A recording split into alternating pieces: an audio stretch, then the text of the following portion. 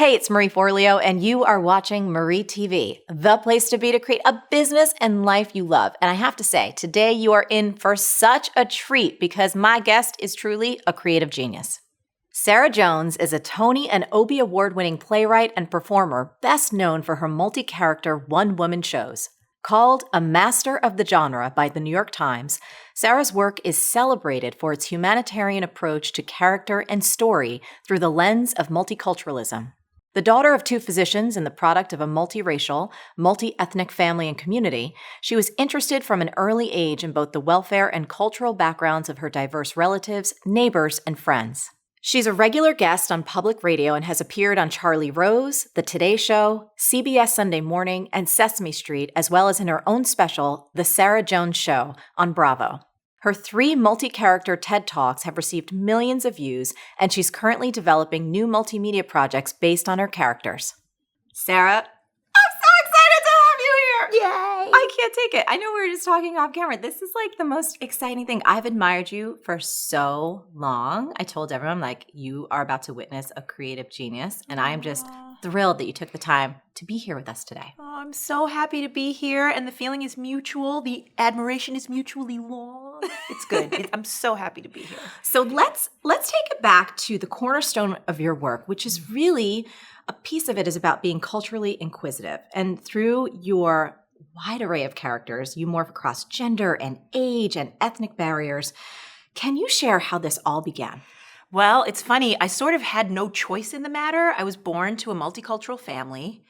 And, on my father's side, they're African-American, a mix of people from the South. There's some Caribbean roots back there. And then on my mom's side, my grandmother is Irish-American and German-American. And we have both Christians and Jews on that side of the family. As we like to say, it's a long story filled with intrigue and interfaith guilt.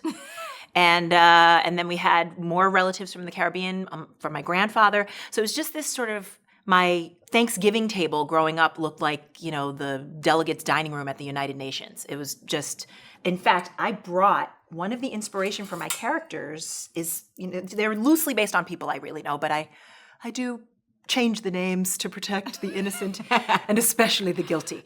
But so, picture little me. And here I would be. Hi, sweetheart. Marie, wonderful to meet you and your friends. Hi there. And Sarah puts me in her shows, what she calls her one-woman shows. And you know what that means? That means she takes the credit and makes us come out and do all the work. I know you wouldn't approve of that. Anyway, so these relatives of mine, I was sort of marinating in this stew pot of different cultures.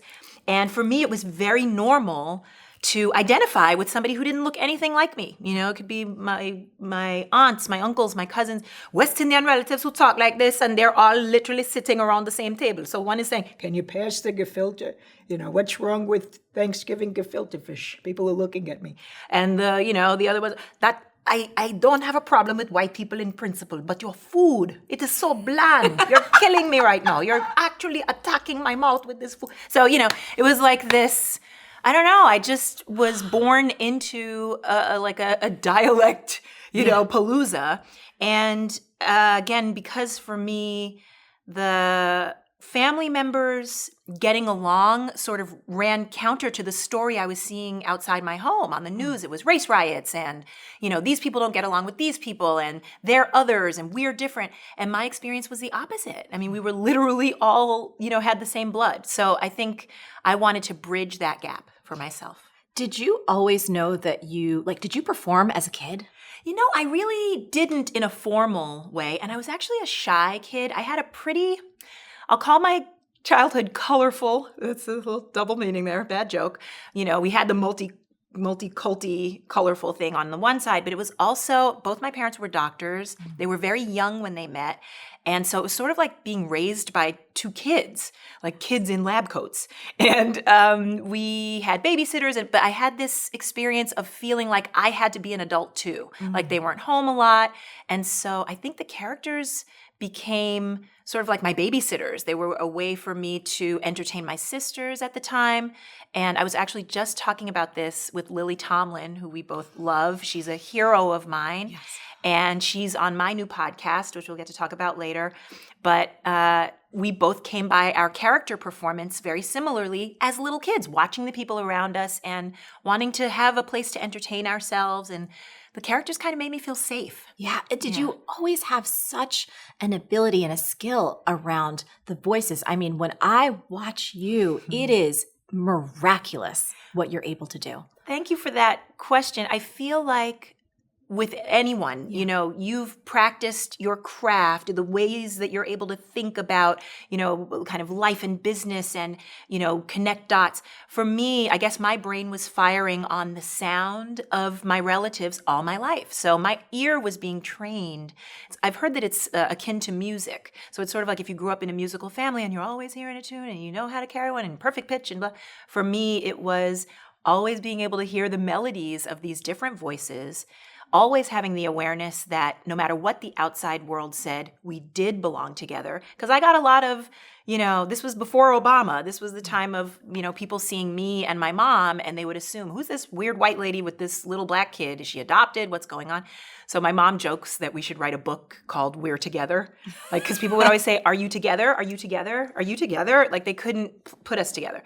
And so I think growing up with that desire to connect, that's what really fueled the training, the unwitting training. It was like I was unwittingly sitting in, you know, hours and hours of repetition of hearing other people's accents, hearing their stories and the cultural specificity. And for me, I was just soaking in it and, you know, kind of on record all the time without realizing it. Yeah. And so what was the first time for you that you did like a public performance with, and how many characters happened to? So there are just a few. We may not have space on the couches between you and me. I know. We're gonna be like a 50-person panel with 2 chairs. I love it. It's gonna be fun. But I would say the very first one I did in public, like I was doing the thing where I would tell my sisters stories at night, and I would be English. I'd play the witch, and what do you think, my pretty? I'll tell you. And they were like, this is really intense. We're just trying to go to bed, you know. But then later on, in terms of actual public performance, the first time I kind of branched out, I was doing something that felt safe. I was doing like the spoken word, hip hop. You know, you talk like this at the mic so that your words have a certain rhythm, you know, like that type of thing. And that was popular in the 90s. Yes. And then I realized I had these other voices that really wanted to come forth, and I was afraid. I thought I would look crazy. Again, you know, race stuff is tricky, and people be like, why are you talking like a white girl? Or what's wrong with you? How can you're not Latina? Are you Latina? And I was like, well, I'm everything. And so I decided to let it be okay, to take the risk and experiment with these characters. And the first one I did was a woman who was homeless, actually. I had seen her. I was going back and forth on the subway, saw this woman, and I thought, what would I hear if she could actually share something about herself instead of being this, you know, ignored, this thing on the side that nobody was paying attention to. And so I remember kind of watching her and studying her. And I was doing a performance one night. And this, I said, I'm going to do this. I'm just going to see what happens. She don't have no teeth on the top. And her face all messed up. And the vain part of me said, what if you want to date somebody who's in this audience? You're never going to get a date again looking like this. But that's when I realized, if I want to embody these people, I have to forget myself and try to give them some space. And that means I might not look pretty for a minute, but I wanted to just imagine what would it look like if she had some time to share who she is. So that's what I did. And I imagined she would probably yell at people and say, you know, you ignore me, and you know, I belong here too. And that's what I started building, this character who gets the ear of a well-heeled theater audience who would normally walk past her, you know, as though she's just a piece of debris on the sidewalk. What would she say to them if she could? Yeah.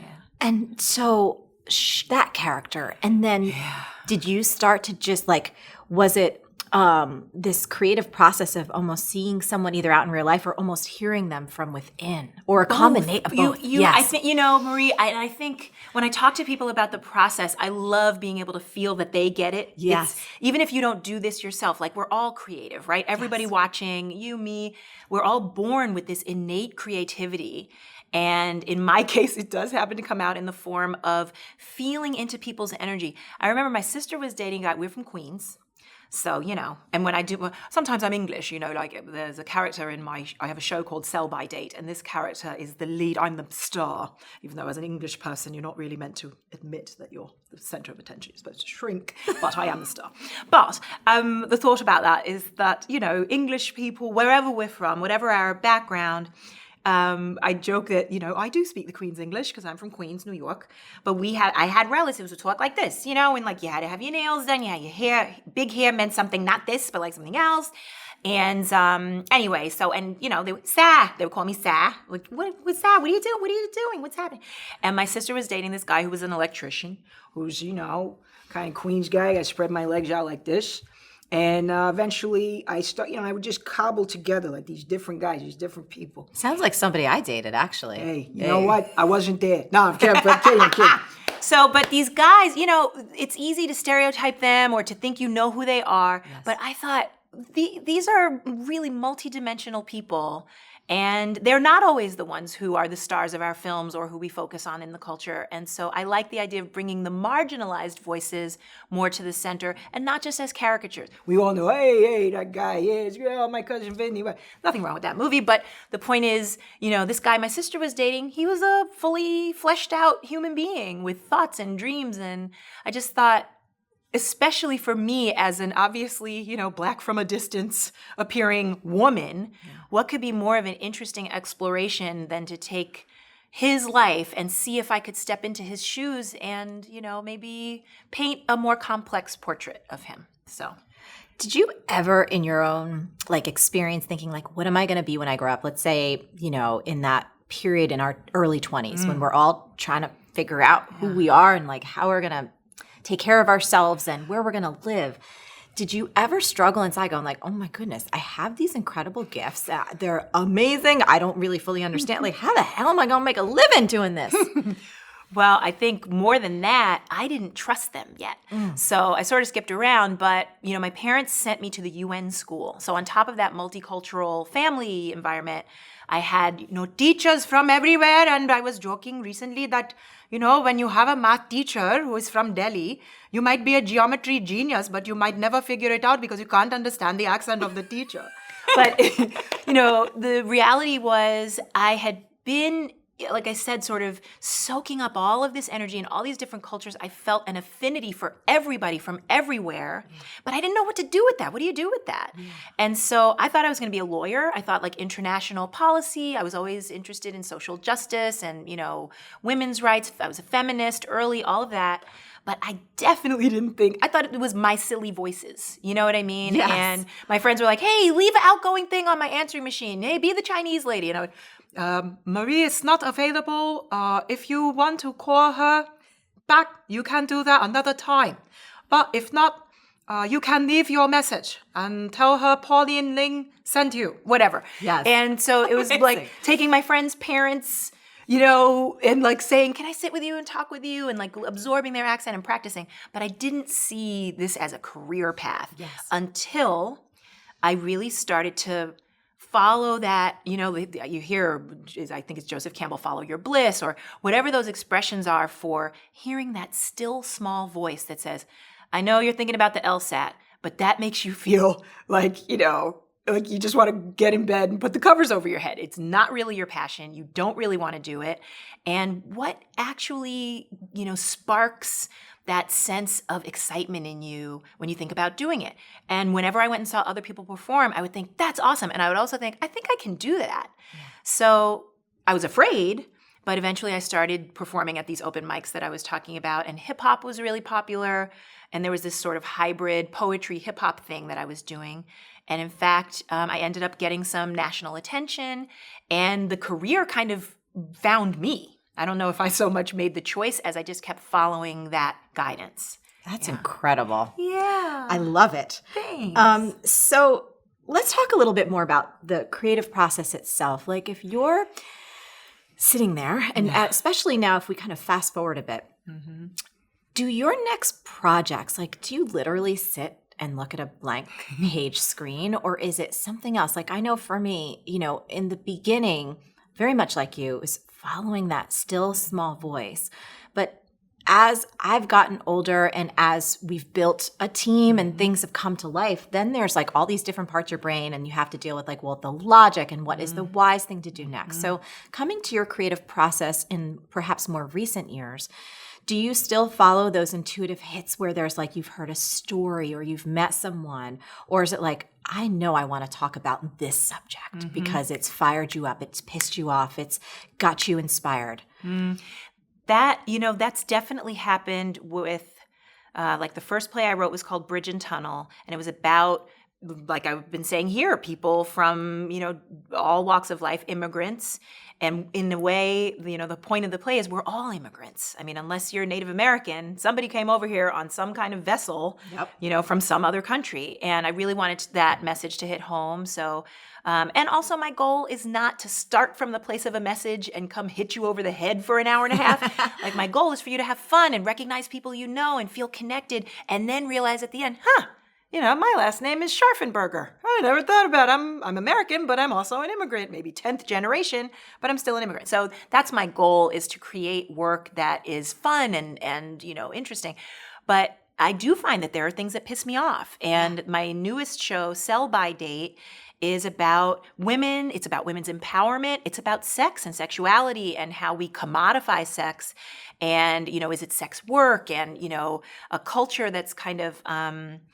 we sort of want more empowerment. Like as women, I think we're reaching for more empowerment than ever. And a lot of times it's confusing because that empowerment can look like Miley Cyrus twerking on a pole, and we're kind of like, wait a minute, which one's the empowering thing? Are both empowering? So I really wanted to explore all of those questions, and that motivated me. I love that. And I love that conversation, particularly because I've had that conversation in my own mind. We've had it on this set. I've had it with friends and, all over. I had it this morning getting dressed. Did you? Yes. I mean, how tight are my jeans and why? For whom? Like, what's going on? I really want to kind of, as women, we get to explore all of this now. Yeah. Yeah, that's incredible. Do you have like a way to capture your ideas? Like, because I would imagine that at times they can come fast and furious, and you're like, okay, little baby, we need to put you over here right now. Oh my God. Not ready. I definitely need a naughty step, like for some part. But I will say, so I brought along a couple of friends. So, my name is Bella, and I just, wanted to say hi to you, Marie, because I'm, super stoked to be here right now.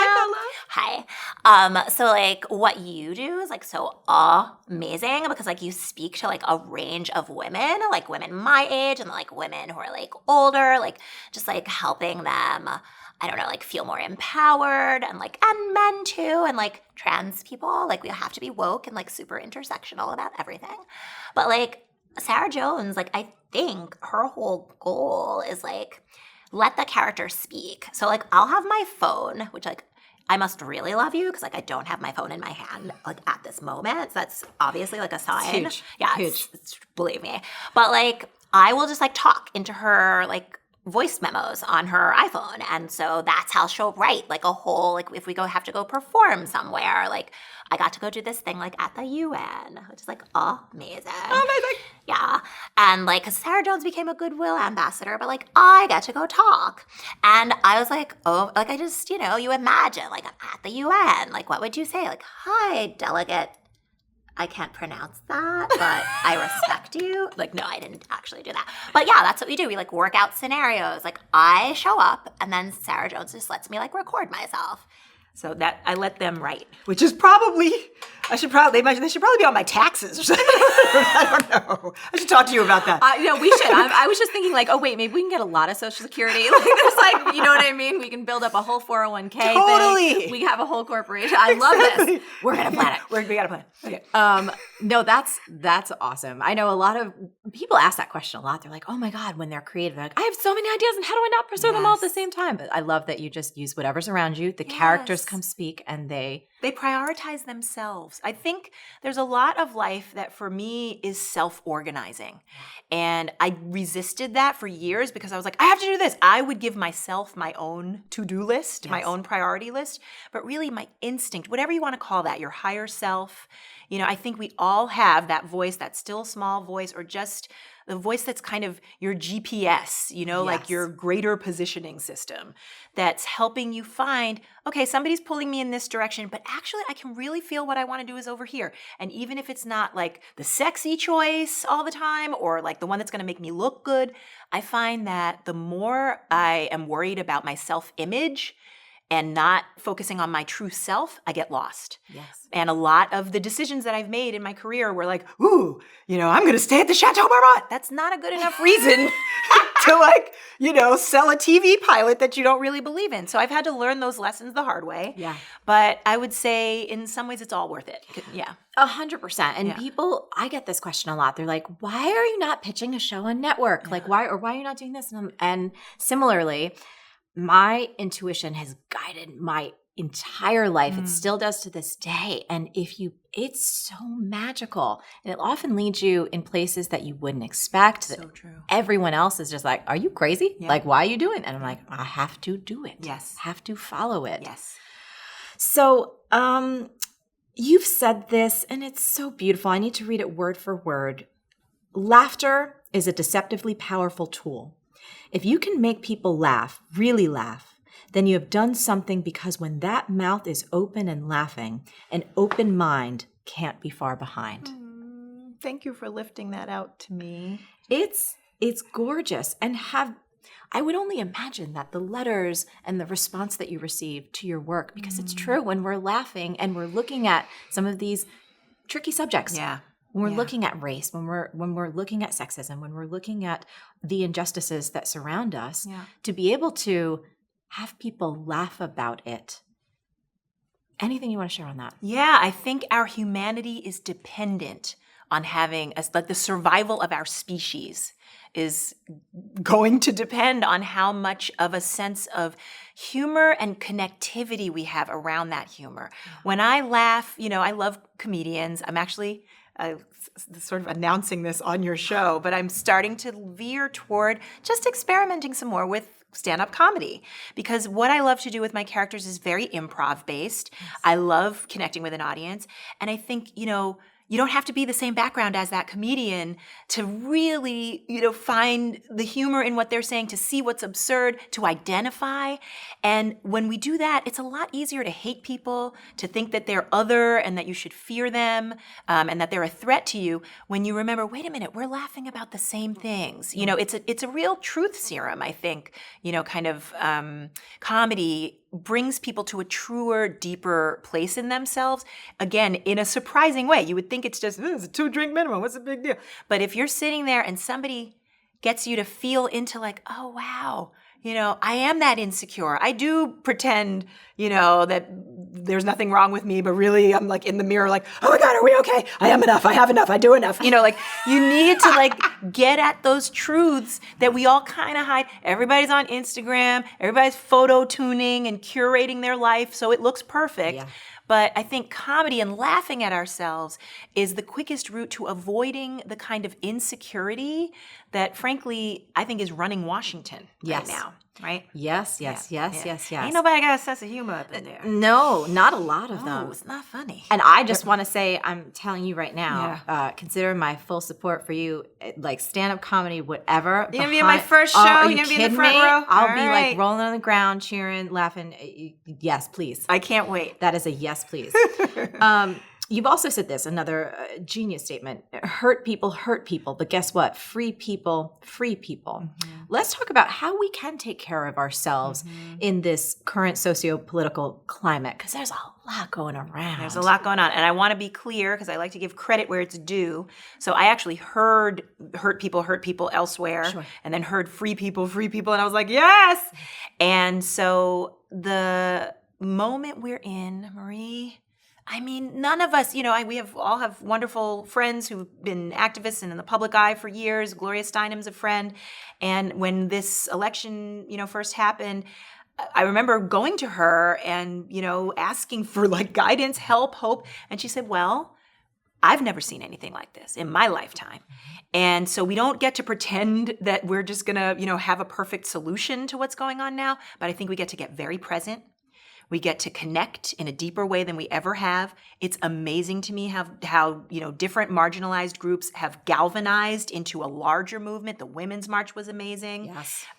More women of color and, white women and, trans women, men. Like people are coming together across issues like we never would have if we didn't have the sort of, I want to be careful about calling it, doomsday scenario, because that's not what it is. But this is a real threat. If you are, I'm thinking about, I actually have a character, I'll let her join us briefly. I don't know why it has to be brief. My name is Habiba. She wants to get rid of me too fast. But the joke, that I am coming from the Middle East. And nowadays I do want to be quick because I don't want to get deported. I have to keep moving around. But, it's like, I want to remind myself that this is a difficult political moment, rather, for a lot of us. It's actually a life-threatening moment for a lot of people. It is destroying families. There are immigrants who, they don't know whether they're going to come home and find their entire family intact. Yeah.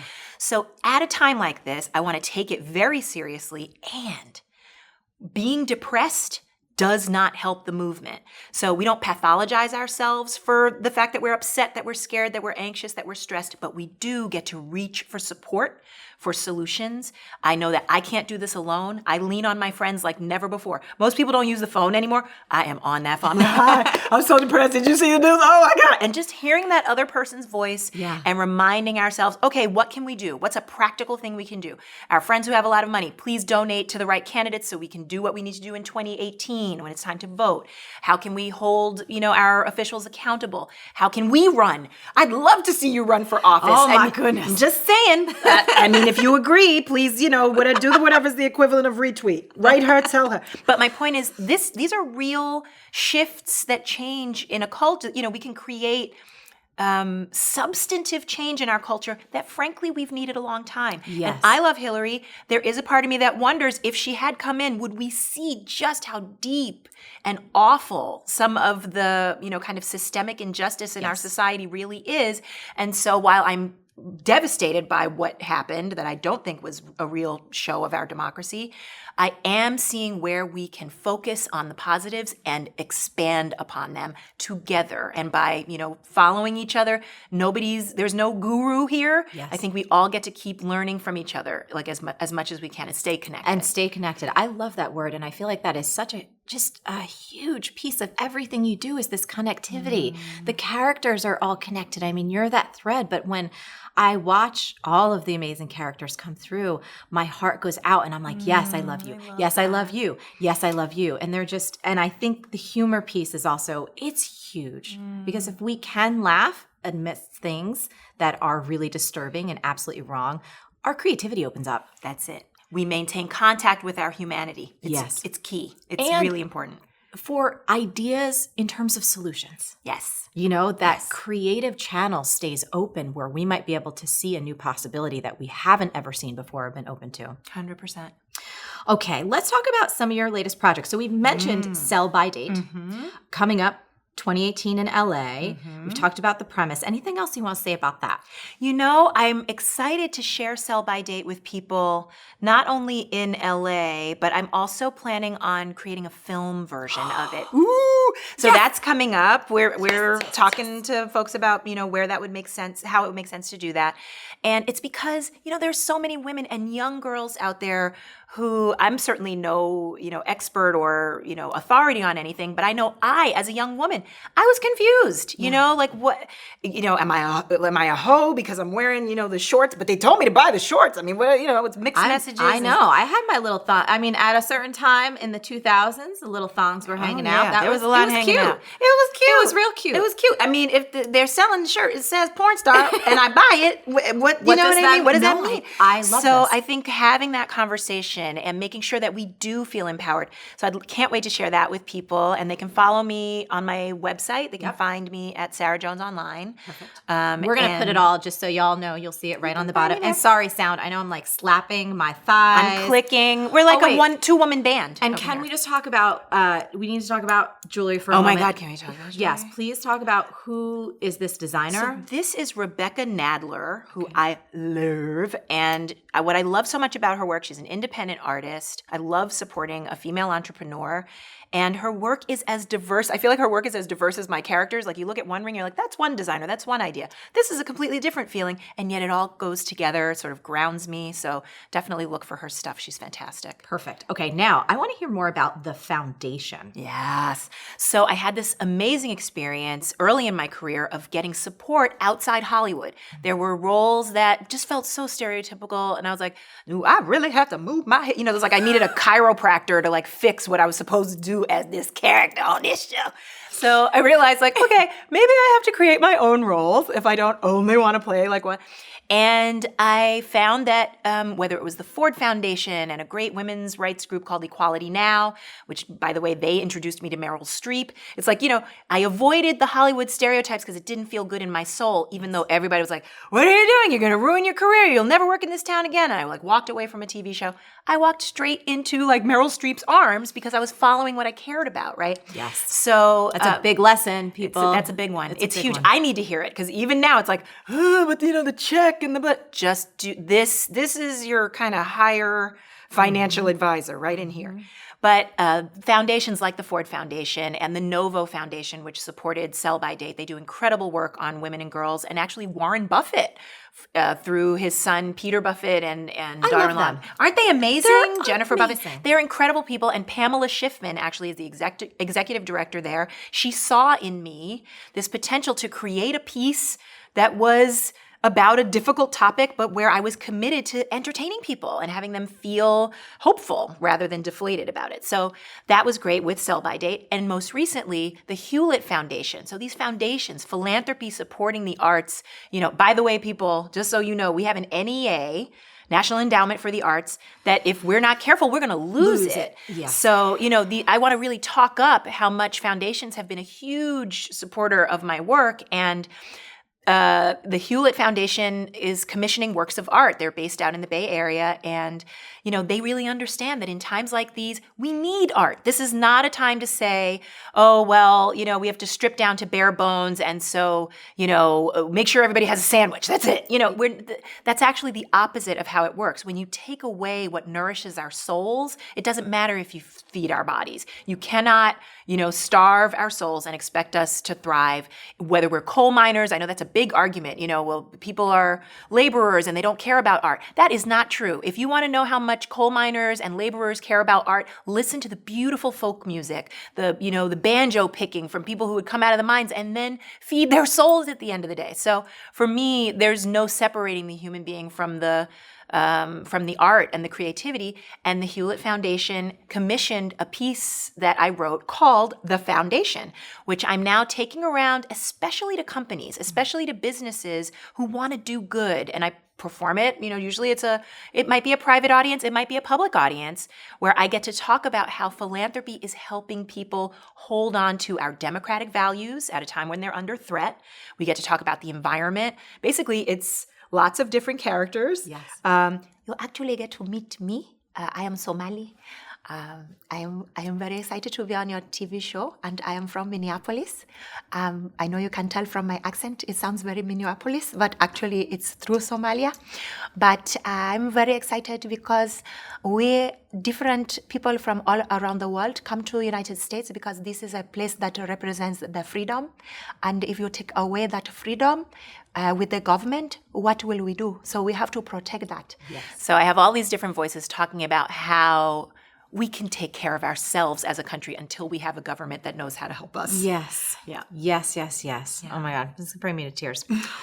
Finally, love that you launched a podcast. Yay! Playdate with Sarah Jones. So I listened to the first one with India Ari. Loved it. Yay. What inspired you to start a podcast? You know, I've always done these characters, as you now know. We've met a million of them. And I always had fun playing around with identity because if you can't see me, well then, you know, if I turn into this person right now, you have no idea that I am actually still the same person who I'm about to be right now. And Marie, I just want to say, my name is Hank. I'm so glad that you remember me, and I'm glad that I'm getting a chance here on your program to say hello. I just want to say, Sarah Jones, she may not understand a man like me, man my age. I am a Trump supporter. She doesn't appreciate that. But I did sit down with India Ari, and she's a very nice young woman. We don't agree about everything, but, on the podcast, we all get to have our say and come together. And I always like to mention to Sarah Jones one final philosophical point to the guests, which is that we won. No, I'm sorry. No, he's terrible. But I do appreciate Hank, and that's where I appreciate him too. Hank's new. He's new. Well, new. he's actually old. Oh. So Hank has come back to us, but that's a sign of, kind of people can learn more about that if they check out the podcast. Sarah Jones, you are just a miracle. Thank you so much for taking the time to be here today. And I know everyone is going to be really excited to tune into your podcast. And of course, we'll share your website and all the places they can see your magic in the interwebs and in real life too. Thank you so much. We have been thrilled to be here with you. Now, Sarah and I would love to hear from you. From everything we discussed today, what's the one idea or concept that you want to take and put to practice in your life or your work starting today? Leave a comment below and let us know. Now, as always, the best conversations happen over at marieforleo.com, so head on over there and leave a comment now. And once you're there, be sure to subscribe to our email list and become an MF Insider. You'll get instant access to an audio I created called How to Get Anything You Want. Plus, you'll get exclusive content, special giveaways, and updates from me that I just don't share anywhere else. Stay on your game and keep going for your dreams, because the world needs that special gift that only you have. Thank you so much for watching, and I'll catch you next time on Marie TV. Have you been thinking about starting your own business? Is fear, confusion, or overwhelm slowing you down? We can fast-track your growth and save you years of expensive trial and error. Get the guidance you need to make your dream business come to life, guaranteed. Learn more at starttherightbusiness.com. Amazing. We're just going to stand. You're going to be gorgeous, and I'm going to be gorgeous. We're just going to be like, And that's the show. Thank you for joining us.